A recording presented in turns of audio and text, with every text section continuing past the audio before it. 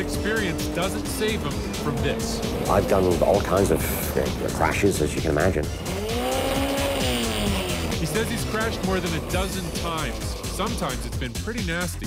One crash in particular where I was driving a stock car and I did end over ends on top of a cement wall, and every time the car came down on its roof, the roof came down on top of my head.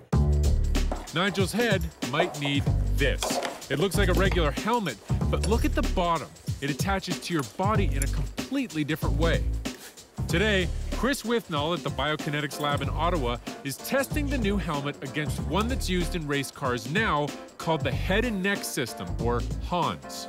From the front, these two helmet systems look very similar. This is the traditional iHANS, where the helmet is held to the shoulder complex with these two straps. With the integrated iHANS, the iHANS, you can see that the shoulder complex is actually connected to the helmet as a one-piece unit. So, will this be the racing helmet of the future? They're gonna pound this dummy from every angle to find out. They've already done sled tests to simulate what happens in a head-on collision.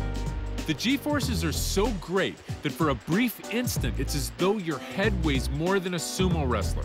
But both helmets do a decent job of protecting the driver in that frontal collision. It's a different story if parts of other cars fly into the driver's head, or if the car slams sideways into a wall. Here's a side impact with a traditional helmet. Look at the driver's neck. Now here's the same test using the prototype helmet. It would hurt, but the neck is better protected. If they're gonna prove that professional race car drivers should be wearing this, they're gonna need more than graphic videos. They're gonna need some data.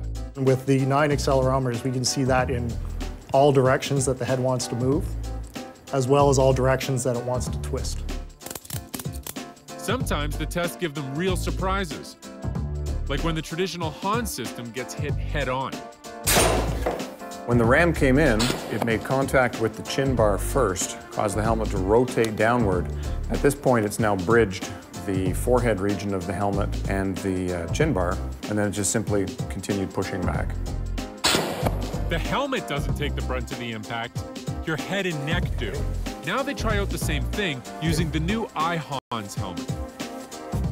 It may get shredded, but the new helmet absorbs a lot more of the blow, protecting the head and neck. Maybe most importantly, they're testing something that's common and deadly in open-wheel race cars, getting hit on the top of the head. That happens when the car flips over or another car lands on top of the driver. Firing! Again, look what happens when the driver gets flipped on their head using the old iHANS helmet. All the weight of their body and the car come down on the neck. And now, when the driver's hit on his head using the new helmet. With our new prototype, we have full support of the helmet borne by the shoulder. So if something was to land on top of your head, it's not going to compress your neck. It's going to get transferred down to your shoulders, which are much stronger.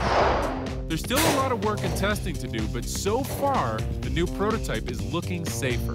Everything is either equivalent to the status quo or in some cases has been better, which has been very encouraging for us. Nigel Mortimer is the only person who's taken a test drive with it, and he's found the system has other benefits too. In open-wheel racing, the wind vibrates helmets so much, it makes it difficult for drivers to see. But because this prototype is carried by the shoulders and not the head, the driver's line of sight isn't as blurry. I can see easily everything I need to see. No problem at all. Peripheral vision, looking for corner apexes, just awesome. Loving it. All these benefits could lead to a huge competitive advantage for drivers. By virtue of not having the vibration from the wind buffeting, by not having the fatigue from the extra weight on your head, by having better ventilation and cooling, all of these could make you a better driver. Nigel's already convinced. Okay, you guys are not getting this helmet back. I want this. Holy, this is awesome.